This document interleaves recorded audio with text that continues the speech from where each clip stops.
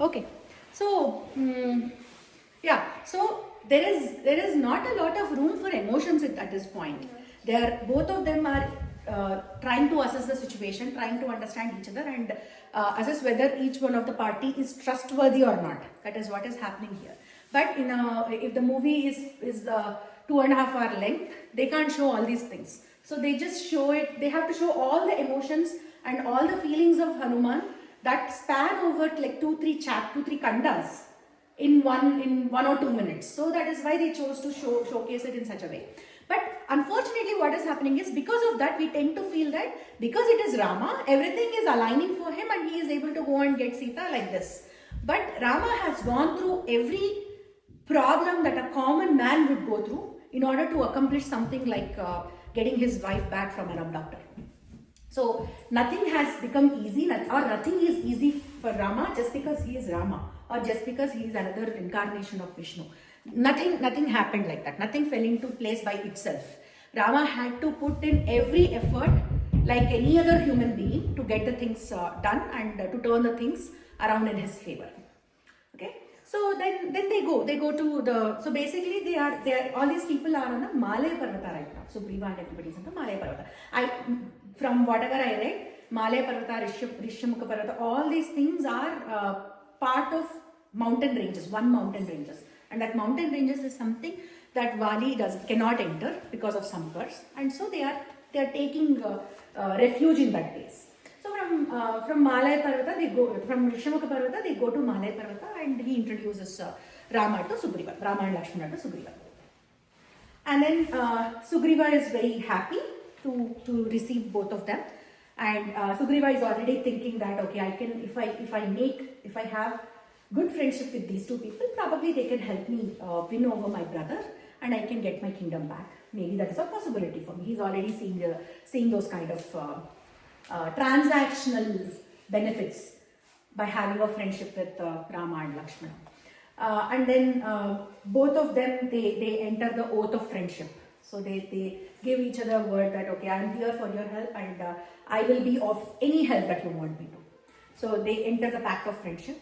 And then Sugreeva and Rama, they go aside, they sit aside, and they discuss about this is about each side's life and what they're going through, and why they have come here so far from Ayodhya, and what is the status of Sita, and all those things he explains. And then Sugreeva then says, oh, then in that case, I think I have seen Sita. I have seen Sita. There was somebody who was flying, and that lady she looked at me and she was screaming Rama and Lakshmana, and she tore the upper part of her sari, and she took some of her jewelry, and then she dropped, and I caught them. I saved them, I'll go and get them. And Rama at this point of time, are you out of your mind? Why are you even sitting and talking to me here right now? Immediately go run and get those. And the minute Rama sees, he breaks down. His face is full of tears, he turns red, and he is looking at each of those ornaments, and he is reminded of Sita.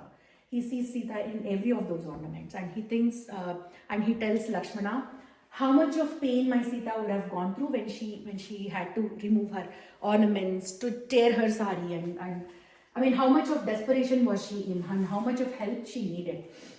And he cries like anything. He is out of his, he's not in his control, his senses are not in his control. And then he shows those two Lakshmana. He asks Lakshmana, do you recognize these?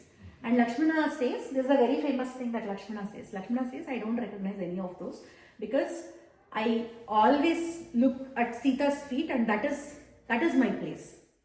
That is how she is a deity. He says that, right?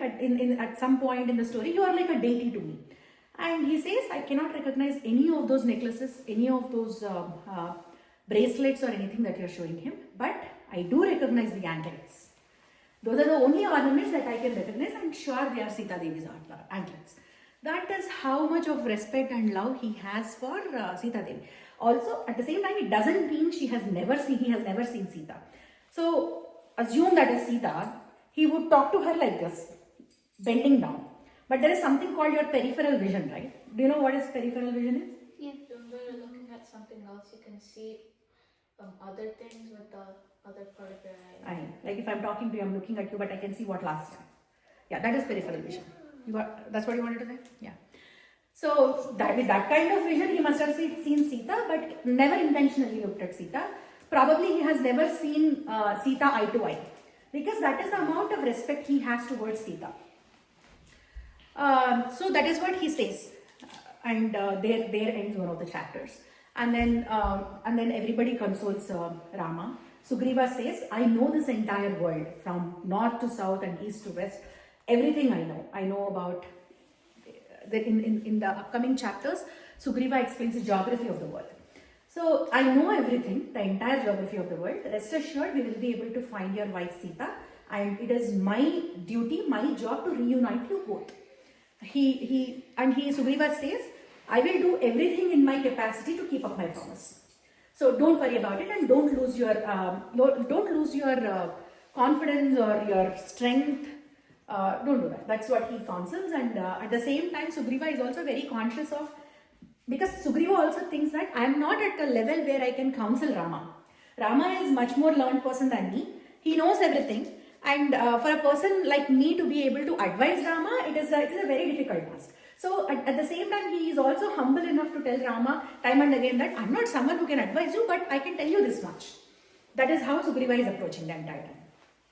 And then Rama finally, with Lakshmana's help and Sugriva's help, he overcomes the grief. And then he asks Sugriva, what are your problems? How can I help you? Why are you here in this Shimukha Parvata, and what are you doing here? And until now, Rama knows that there is someone called Vali, and he is worried about Vali. So Sugriva goes on to explain, I have a brother, and he has thrown me out of his kingdom. His kingdom is Kishkinda, and he has thrown me out of the kingdom Kishkinda, and he abducted my wife, and her name is Ruma. That's what Sugriva says. But Rama asks for more details. This is not enough for me to decide whether you are right or your brother is right. What actually happened? Yeah, abducting wife is of course a wrong deed, and he should be punished. But I need to know the entire details as to why you are thrown out and when did this happen. So at some point of time you both were together. What was your relationship? How was it like? And what led to the consequences of you being thrown away from Kishkinda? Then Sugriva says, I was a very devoted brother to Vali. And Vali was the king, Vali was the elder brother, so naturally he was the king to Kishkinda. And I was a servant to him. I was very happy, I was serving him in every aspect of kingship. And we both were together, we both were inseparable. We were very close brothers. So one day what happened, there is a Rakshasa called Mayavi. There are two Rakshasas called Mayavi and Dundubi. So Mayavi came to Kishkinda, and he provoked my brother Vali for a dual combat. And then Vali went out of his palace, and he wanted to have a dual combat with Mayavi. But the minute Mayavi saw, and I followed my brother. The minute Mayavi saw me and my brother Vali, he was so scared and he ran away. He ran away, but my brother was so he didn't want to come back to the palace without killing Mayavi. He thought that it was people would think very less of him if he did not kill that demon. And killing demon is like saving people from this thing, right? From agonies of pains of having to deal with the demon. So he wanted to kill Mayavi and come back. So, but Mayavi is running away. It's in the night, and Mayavi was running away, and they go to a very far away place, and he hides in a very small cave. These are Rakshasas, right? They are guys changing. They can change their physical form into a very small or very big, whatever they want to. So he changes himself into a very small thing, and he enters a very narrow cave. And Vali and Sugriva are standing there frustrated, and Sugriva says, let's go back. If that guy comes back again, we will take care of it. But Vali is, no, we have to. And somehow he manages to enter the cave, and he asks Sugriva, you stay here and you guard this, you safeguard this place. I will go in and I will kill Mayavi. And Sugriva says, no, I want to come, but he doesn't agree, and it is my order. He's a king also, right? It is my order, you stay here, I will go, I will kill and come back. And then he enters the cave, but after entering the cave, it takes a very, very, very long time for him to figure out where Mayavi is. He cannot figure out. It takes few months for him to figure out where Mayavi is. And then finally, the entire time Sugriva is waiting outside. For those many months, he was just waiting outside, wondering what happened to his brother. And at that point of time, the promises that were made were never broken. Under no circumstances they were broken.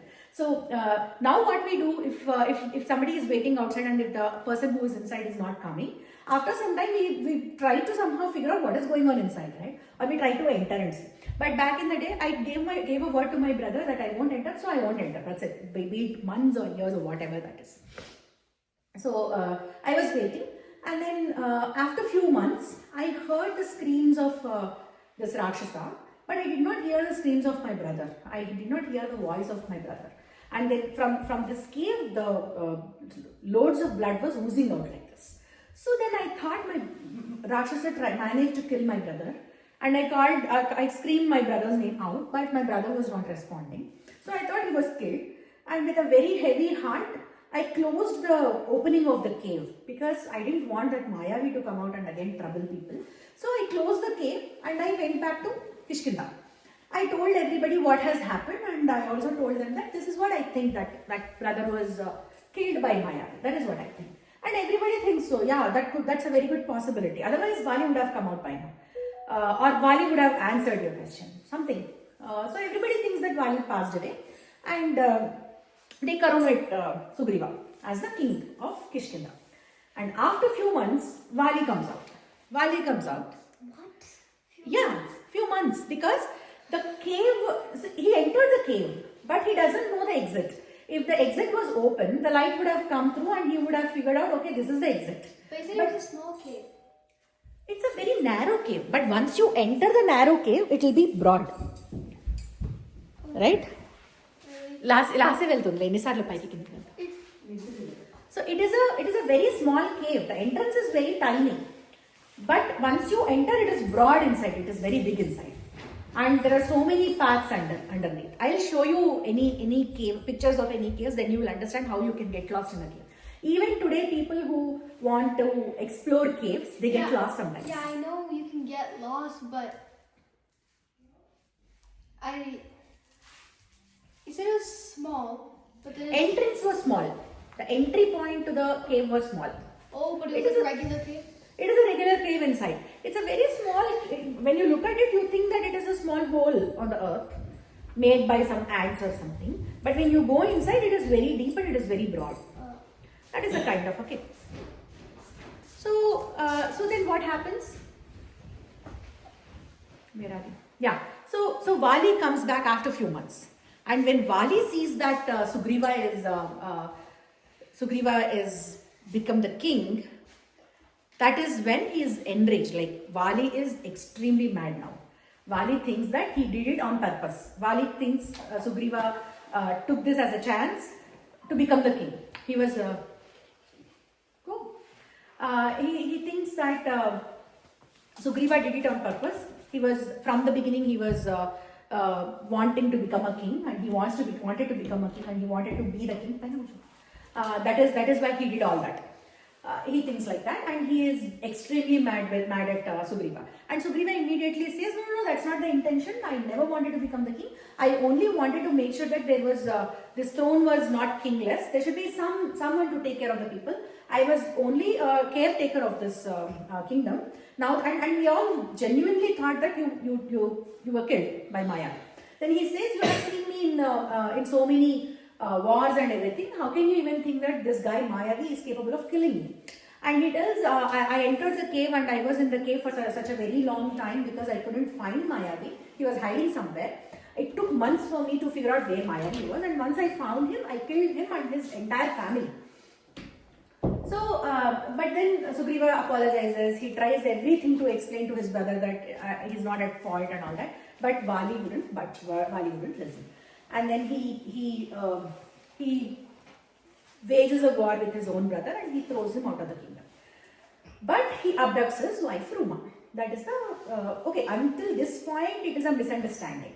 Vali misunderstood Sugreeva, Sugreeva misunderstood the situations and all that is humanly possible things. But this is the gross mistake that Vali has made, taking away the wife of Sugreeva. Her name is Ruma, and Tara is the wife of Vali. So that happens, and this guy Sugriva comes into the Rishyamukha Parvata, and he is taking refuge in the Rishyamukha Parvata. Wasn't Tara in the Rishyamukha mountain? That Tara is a different Tara. Oh. Yes, you are right. That is the name of that person is also Tara. Tara is probably a common name in Vanara thing. Okay. So yeah, that shows you're listening. So then what happens? Yeah, then the status quo. The status quo is maintained. They are in the Rishyamukha Parvata, and ministers of some of the very close ministers of Sugriva follow him to Rishyamukha Parvata, and there Nala, Neela, Tara, Hanuman, all those people follow him. And these are all the trusted people of Sugriva. And some of the ministers of Sugriva are also put into prison. They are tormented and tortured by Vali. That is the story. That is the story that Sugriva tells Rama. Rama says, yes, I am going to help you. I am going to take care of Vali, and then I will help you.